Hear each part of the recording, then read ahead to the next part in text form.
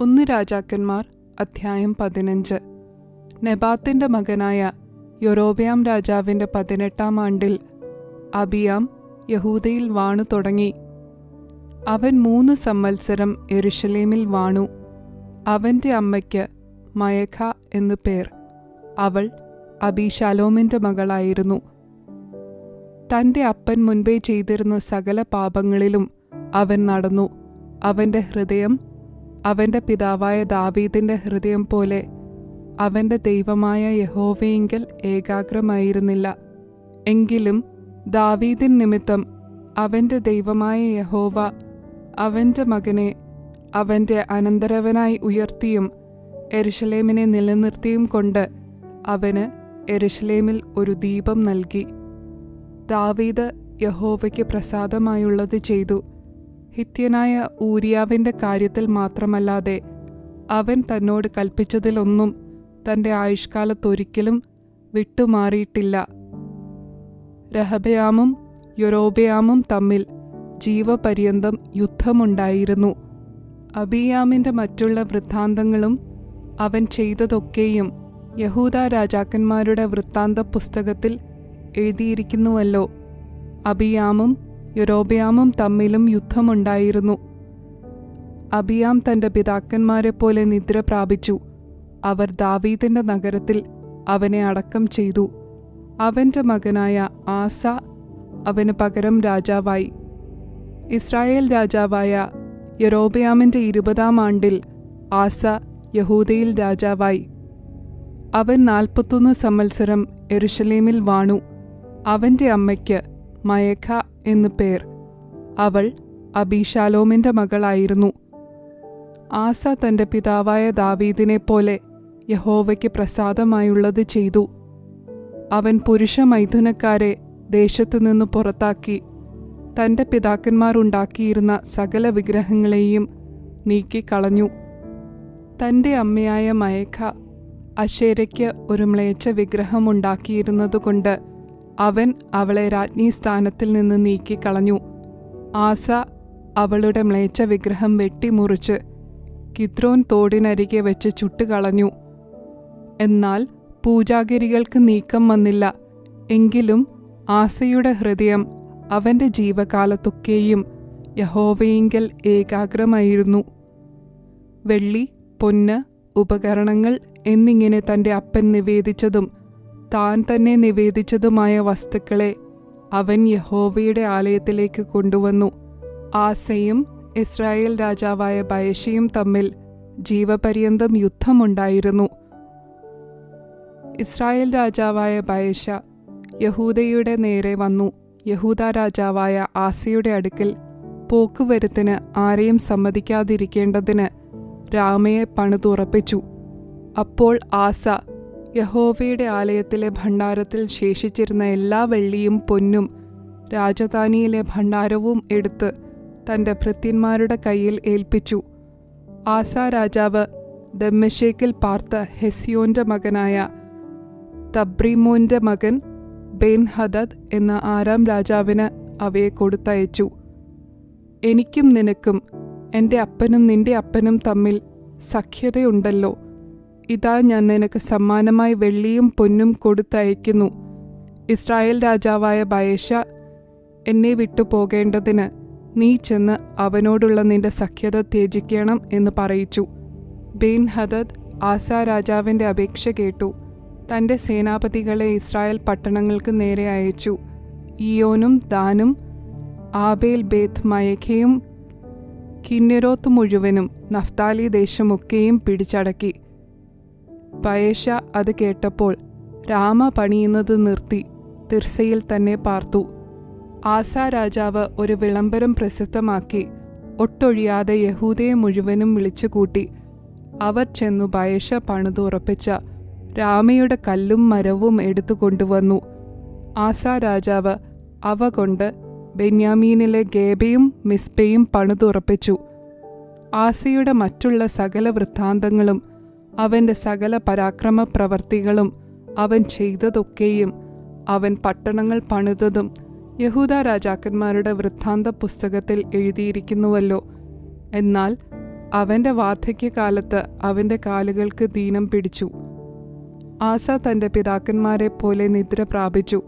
തൻ്റെ പിതാവായ ദാവീദിൻ്റെ നഗരത്തിൽ അവൻ്റെ പിതാക്കന്മാരുടെ അടുക്കൽ അവനെ അടക്കം ചെയ്തു. അവൻ്റെ മകനായ യഹോശാഫാത്ത് അവനു പകരം രാജാവായി. യഹൂദ രാജാവായ ആസയുടെ 2-ാം ആണ്ടിൽ യൊരോബെയാമിൻ്റെ മകനായ നാദാബ് ഇസ്രായേലിൽ രാജാവായി.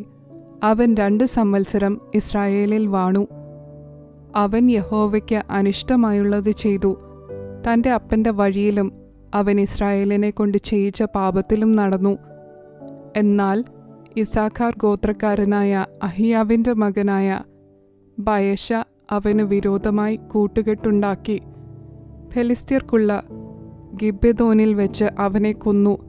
നാദാബും എല്ലാ ഇസ്രായേലും ഗിബ്ബെഥോനെ വളഞ്ഞിരിക്കുകയായിരുന്നു. ബയശ അവനെ യഹൂദ രാജാവായ ആസയുടെ 3-ാം ആണ്ടിൽ കൊന്നു. അവന് പകരം രാജാവായി. അവൻ രാജാവായ ഉടനെ യൊരോബെയാം ഗൃഹത്തെ മുഴുവനും നിഗ്രഹിച്ചു. യഹോവ ശിലോന്യനായ അഹിയാവ് എന്ന് തൻ്റെ ദാസൻ മുഖാന്തരം അരുളി ചെയ്ത വചനപ്രകാരം അവൻ യൊരോബെയാമിന് ശ്വാസമുള്ള ഒന്നിനെയും ശേഷിപ്പിക്കാതെ അശേഷം മുടിച്ചു കളഞ്ഞു. യൊരോബെയാം ചെയ്തതും ഇസ്രായേലിനെ കൊണ്ട് ചെയ്യിച്ചതുമായ പാപങ്ങൾ നിമിത്തവും അവൻ ഇസ്രായേലിൻ്റെ ദൈവമായ യഹോവയെ കോപിപ്പിച്ചത് നിമിത്തവും തന്നെ. നാദാബിൻ്റെ മറ്റുള്ള വൃത്താന്തങ്ങളും അവൻ ചെയ്തതൊക്കെയും ഇസ്രായേൽ രാജാക്കന്മാരുടെ വൃത്താന്ത പുസ്തകത്തിൽ എഴുതിയിരിക്കുന്നുവല്ലോ. ആസയും ഇസ്രായേൽ രാജാവായ ബയശയും തമ്മിൽ ജീവപര്യന്തം യുദ്ധമുണ്ടായിരുന്നു. യഹൂദ രാജാവായ ആസയുടെ 3-ാം ആണ്ടിൽ അഹിയാവിൻ്റെ മകനായ ബയശ എല്ലാ ഇസ്രായേലിനും രാജാവായി തിർസയിൽ 24 സംവത്സരം വാണു. അവൻ യഹോവയ്ക്ക് അനിഷ്ടമായുള്ളത് ചെയ്തു. യൊരോബെയാമിൻ്റെ വഴിയിലും അവൻ ഇസ്രായേലിനെ കൊണ്ട് ചെയ്യിച്ച പാപത്തിലും നടന്നു.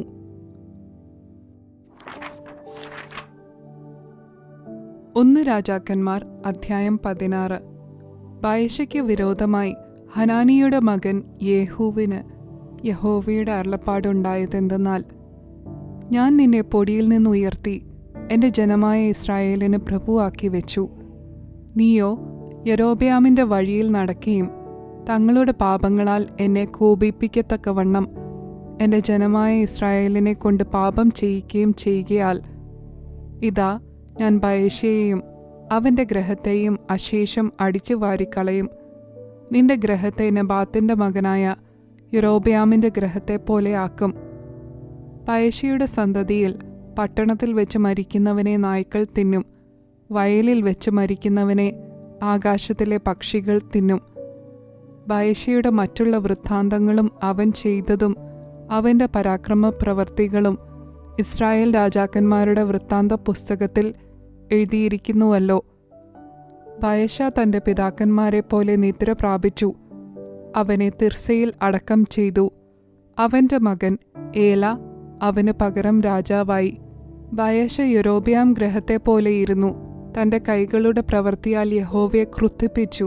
യഹോവയ്ക്ക് അനിഷ്ടമായുള്ളതൊക്കെയും ചെയ്യുകയും അവരെ കൊന്നുകളയുകയും ചെയ്തതുകൊണ്ട് അവനും അവൻ്റെ ഗ്രഹത്തിനും വിരോധമായി ഹനാനിയുടെ മകനായ യേഹു പ്രവാചകൻ മുഖാന്തരം യഹോവയുടെ അരുളപ്പാടുണ്ടായിരുന്നു. യഹൂദ രാജാവായ ആസയുടെ 26-ാം ആണ്ടിൽ ബയശയുടെ മകൻ ഏല ഇസ്രായേലിൽ രാജാവായി തിർസയിൽ 2 സംവത്സരം വാണു. എന്നാൽ രഥങ്ങളിൽ പകുതിക്ക് അധിപതിയായ സിമ്രി എന്ന അവൻ്റെ ഭൃത്യൻ അവന് വിരോധമായി കൂട്ടുകെട്ടുണ്ടാക്കി.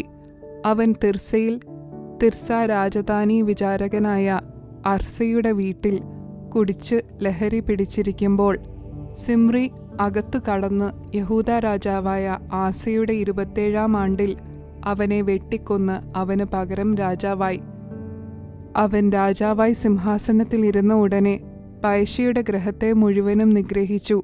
അവനാകട്ടെ അവൻ്റെ ചാർച്ചക്കാർക്കാകട്ടെ പുരുഷപ്രജയായ ഒന്നിനെയും അവൻ ശേഷിപ്പിച്ചില്ല. അങ്ങനെ ബയശയും അവൻ്റെ മകൻ ഏലയും തങ്ങളുടെ മിഥ്യാമൂർത്തികളാൽ ഇസ്രായേലിൻ്റെ ദൈവമായ യഹോവയെ കോപിപ്പിച്ചു. തങ്ങൾ ചെയ്തതും ഇസ്രായേലിനെ കൊണ്ട് ചെയ്യിച്ചതുമായ സകല പാപങ്ങളും നിമിത്തം യഹോവ യേഹൂ പ്രവാചകൻ മുഖാന്തരം ബയശയ്ക്ക് വിരോധമായി അരുളി ചെയ്ത വചനപ്രകാരം സിമ്രി ബയശയുടെ ഭവനത്തെ മുഴുവനും നിഗ്രഹിച്ചു കളഞ്ഞു. ഏലിയുടെ മറ്റുള്ള വൃത്താന്തങ്ങളും അവൻ ചെയ്തതൊക്കെയും ഇസ്രായേൽ രാജാക്കന്മാരുടെ വൃത്താന്ത പുസ്തകത്തിൽ എഴുതിയിരിക്കുന്നുവല്ലോ. യഹൂദ രാജാവായ ആസയുടെ 27-ാം ആണ്ടിൽ സിമ്രി തിർസയിൽ 7 ദിവസം രാജാവായിരുന്നു. അന്ന് പടജ്ജനം ഫെലിസ്ത്യർക്കുള്ള ഗിബ്ബെഥോൻ നിരോധിച്ചിരിക്കുകയായിരുന്നു. സിമ്രി കൂട്ടുകെട്ടുണ്ടാക്കി രാജാവിനെ കൊന്നുകളഞ്ഞു എന്ന് പാളയം ഇറങ്ങിയിരുന്ന പടജ്ജനം കേട്ടപ്പോൾ എല്ലാ ഇസ്രായേലും അന്ന് തന്നെ പാളയത്തിൽ വെച്ച് സേനാധിപതിയായ ഒമ്രിയെ ഇസ്രായേലിന് രാജാവാക്കി വാഴിച്ചു. ഉടനെ ഒമ്രി എല്ലാ ഇസ്രായേലുമായി ഗിബ്ബെഥോൻ വിട്ടുചെന്ന് തിർസയെ നിരോധിച്ചു. പട്ടണം പിടിപെട്ടു എന്ന് സിമ്രി കണ്ടപ്പോൾ രാജധാനിയുടെ ഉൾമുറിയിൽ കടന്ന് രാജധാനിക്ക് തീ വെച്ചു അതിൽ മരിച്ചു കളഞ്ഞു. അവൻ യൊരോബെയാമിന്റെ വഴിയിലും അവൻ ഇസ്രായേലിനെ കൊണ്ട് ചെയ്യിച്ച പാപത്തിലും നടന്നു. യഹോവയ്ക്ക് അനിഷ്ടമായുള്ളത് പ്രവർത്തിച്ചു. ഇങ്ങനെ താൻ ചെയ്ത പാപങ്ങൾ നിമിത്തം തന്നെ. സിമ്രിയുടെ മറ്റുള്ള വൃത്താന്തങ്ങളും അവനുണ്ടാക്കിയ കൂട്ടുകെട്ടും ഇസ്രായേൽ രാജാക്കന്മാരുടെ വൃത്താന്ത പുസ്തകത്തിൽ എഴുതിയിരിക്കുന്നുവല്ലോ. അന്ന് ഇസ്രായേൽ ജനം 2 ഭാഗമായി പിരിഞ്ഞു. പാതി ജനം ഗീനത്തിന്റെ മകനായ തിബ്നിയെ രാജാവാക്കേണ്ടതിന് അവന്റെ പക്ഷം ചേർന്നു. പാതി ജനം ഒമ്രിയുടെ പക്ഷം ചേർന്നു. എന്നാൽ ഒമ്രിയുടെ പക്ഷം ചേർന്ന ജനം ഗീനത്തിന്റെ മകനായ തിബ്നിയുടെ പക്ഷം ചേർന്ന ജനത്തെ തോൽപ്പിച്ചു.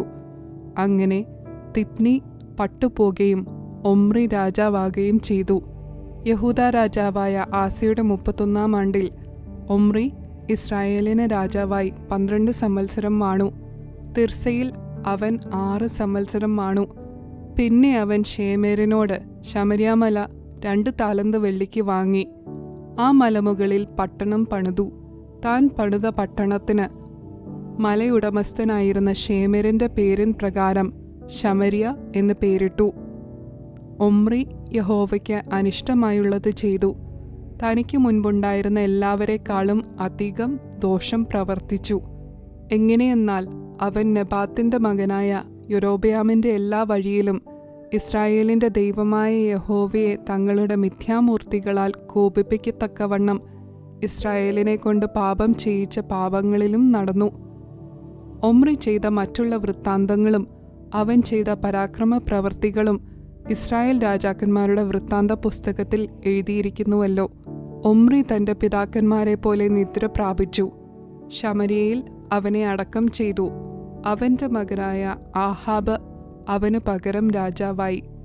യഹൂദ രാജാവായ ആസയുടെ 38-ാം ആണ്ടിൽ ഒമ്രിയുടെ മകനായ ആഹാബ് ഇസ്രായേലിൽ രാജാവായി. ഒമ്രിയുടെ മകനായ ആഹാബ് ശമര്യയിൽ ഇസ്രായേലിനെ 22 സംവത്സരം വാണു. ഒമ്രിയുടെ മകനായ ആഹാബ് തനിക്ക് മുൻപുണ്ടായിരുന്ന എല്ലാവരെക്കാളും അധികം യഹോവയ്ക്ക് അനിഷ്ടമായുള്ളത് ചെയ്തു. നെബാത്തിന്റെ മകനായ യൊരോബെയാമിന്റെ പാപങ്ങളിൽ നടക്കുന്നത് പോരാ എന്ന് തോന്നുമാറ് അവൻ സീദോന്യ രാജാവായ എത്ബാലിന്റെ മകളായ ഇസബേലിനെ ഭാര്യയായി പരിഗ്രഹിക്കുകയും ബാലിനെ ചെന്ന് സേവിച്ച് നമസ്കരിക്കുകയും ചെയ്തു.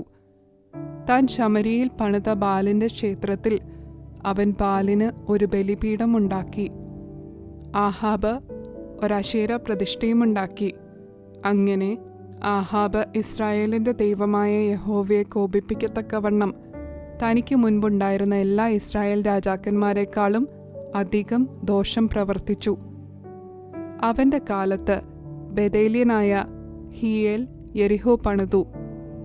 യഹോവ നൂന്റെ മകനായ യോശുവ മുഖാന്തരം അരുളി ചെയ്ത വചനപ്രകാരം അതിൻ്റെ അടിസ്ഥാനമിട്ടപ്പോൾ അവന് അബീറാം എന്ന മൂത്ത മകനും അതിൻ്റെ പടിവാതിൽ വെച്ചപ്പോൾ ഷെഗൂബു എന്ന ഇളയ മകനും നഷ്ടം വന്നു.